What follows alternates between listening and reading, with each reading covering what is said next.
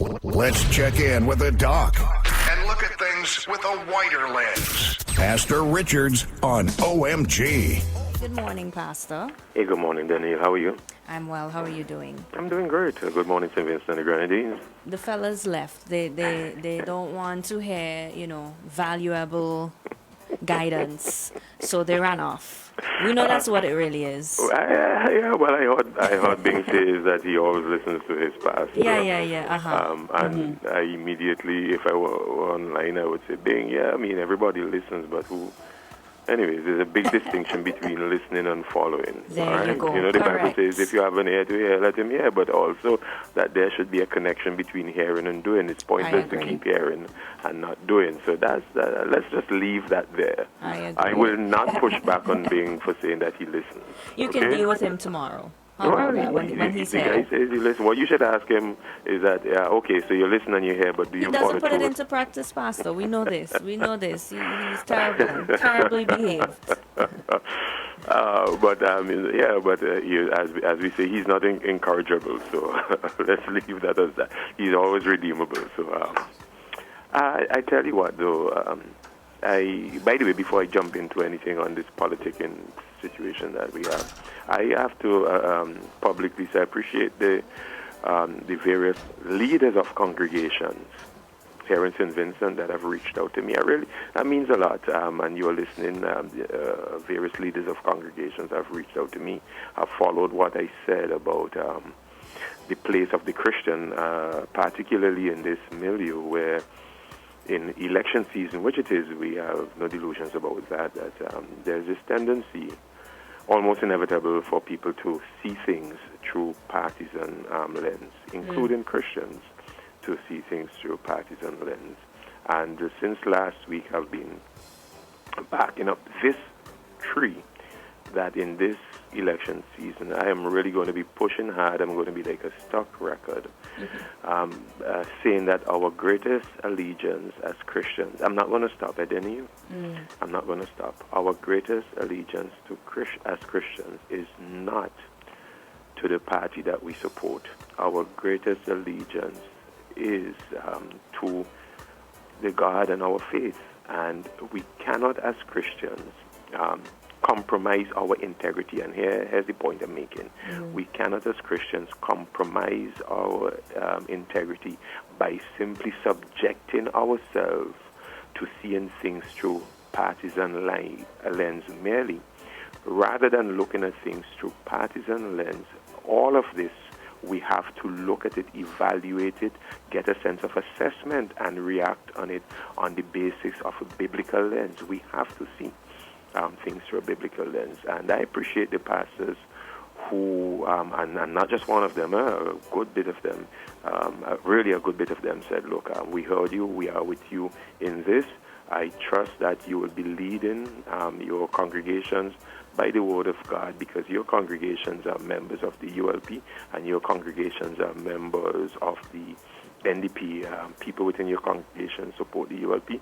People within the congregation support the NDP. We cannot be so partial and partisan that we compromise, we wink, or we overlook certain things that have clear mandates in the Word of God that should guide them and should describe them and should speak to them. And we cannot turn a blind eye to what the Word of God says about things related to distributive justice, fairness, integrity, etc., etc.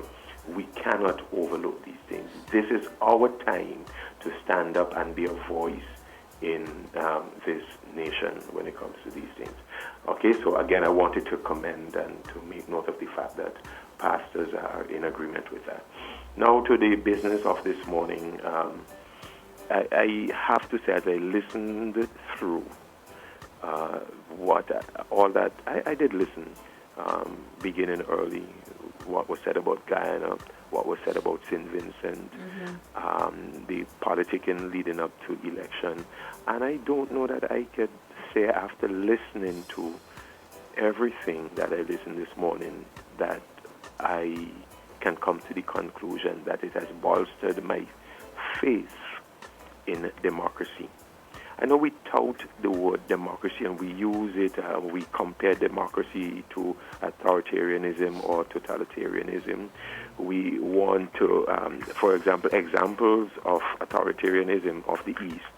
We put them down readily and we tout the democracies of the West as if, and I think that the term democracy, there's a romanticism with the term and with the ideals of democracy. Now, mind you, in terms of the ideals, the purest ideals of democracy, what it was meant to achieve, empowering the vote of one man, the informed electorate, and I can't get away from that term, the informed electorate, making decisions, all as one.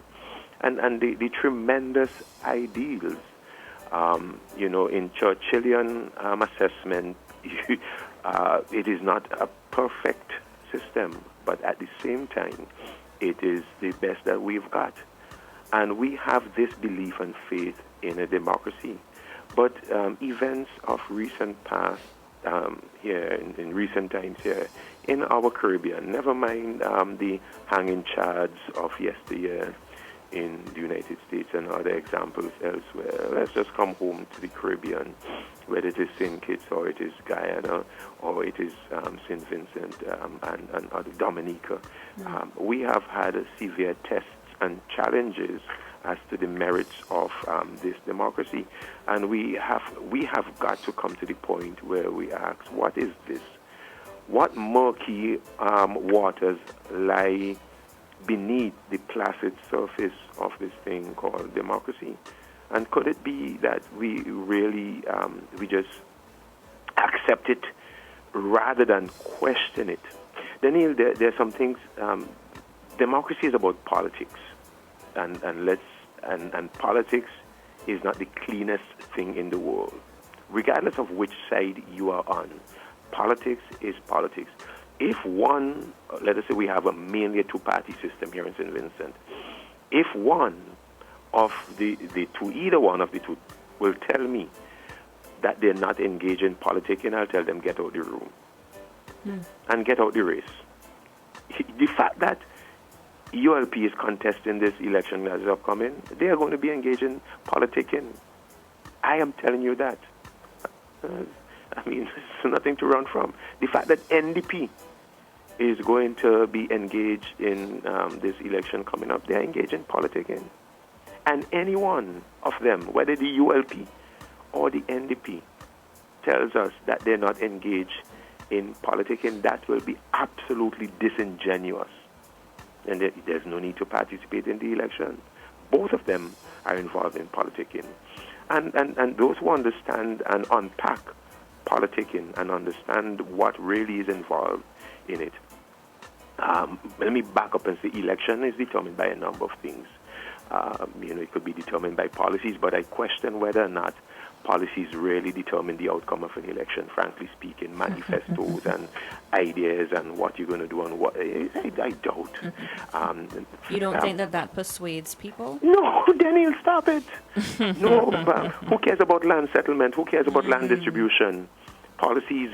You ask the average man who is voting, give me your understanding of the nuances and differences between the policies of the ULP for housing and the policies of the NDP for housing. They don't know.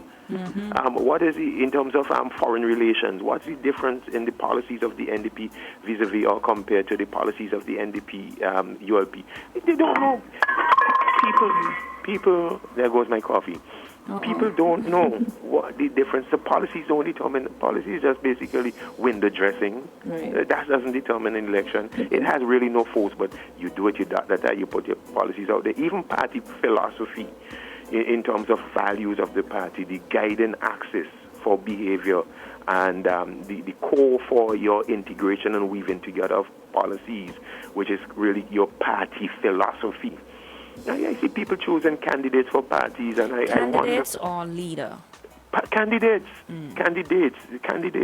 I mean, for example, a number of candidates have offered themselves for either one party or the other.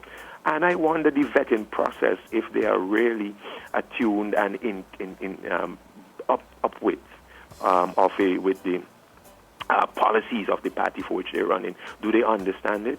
Sir James was on a year or two ago, and he talked about in an authoritarian country, China, he was talking about, and the kind of vetting and schooling, and that if you were going to be a part of that, well, it's one party, but if you're going to be within that administering policies and stuff like that in that administration, you had to have, as part of your DNA, a thorough understanding. You were going to be vetted. You have had to understand party policies and political ideology. You understand? Other than that, you become a quack and an invalid. But I see people signing on to parties, and I ask myself, do you really understand the core party philosophy, or just because you're popular in the constituency, etc., etc.? So these are things, I don't know that they're very germane and instrumental in determining an election. Political party philosophy, policies, etc., etc. But I think politics, and you guys were talking party candidates, I dismiss that. Party leadership perhaps might determine an election, but politics and politicking, and Sir James also, I commended him for making a good statement, but he also made a statement here recently where he said elections are won on election day. No, of course not. Of course not. That's where politics come in. There are a number of things related to politics. Why do you think there's well, we don't do gerrymandering. Well, I don't know. There was a time when some constituency and boundary commissions and could have been accused of gerrymandering. But I know that is such a big issue. The politicking, therefore, in St. Vincent, and this is what we have to understand, how the politicking works in St. Vincent, and we have to keep a watchful eye, because both parties will be politicking. Politicking is basically what you do in politics to win your election before election day, how you achieve the whole, all of the activities involved in achieving and using power. Now, in St. Vincent, whereas gerrymandering, for example, is not going to be a big deal, and big budget lobbying might, because elsewhere big budget lobbying is and how the money is used, and which interest groups give to the parties and which party they give to, and how this money is dispersed. That is a major player in determining an election before election day. And that, to some extent, might play into the issues here in St. Vincent. But I think two of the things in politicking that, given our context and our structure, two of the things that are going to be real germane and big players in determining an election before election day, these two things, voter suppression or voter booming. Our structure here in St. Vincent allows for this kind of politicking to take place. Both parties, therefore, if they are very serious contenders, would be looking to do their politics on this playing field, in this arena where it concerns voter suppression and voter booming. And these are things probably I will have to talk to in an upcoming session. However, let me say it. Well, again, back to my axis. Where does the Christian come in this? As the politics begins to be played out, we have to keep our eyes open, regardless of which party we support, that the politicking, in terms of the lobbying, in terms of the money, the dispersion of resources, etc., etc., even in the public relation tactics, how they are utilized and exercised upon us, in terms of the voter suppression, what is being done towards that, or in terms of the voter booming and voter inflation that is being exercised, we have to keep our eyes open, and regardless of the party we support, we have to call it as it is. Neil, I'm just scratching the surface here. I wish I had more time to get into much greater detail so that the people can understand where I'm coming from. But he who has an ear to hear, let him hear. Have a good day. Thank you so much, Pastor. Have a good day as well. Bye. Let's check in with the doc and look at things with a wider lens. Pastor Richards on OMG.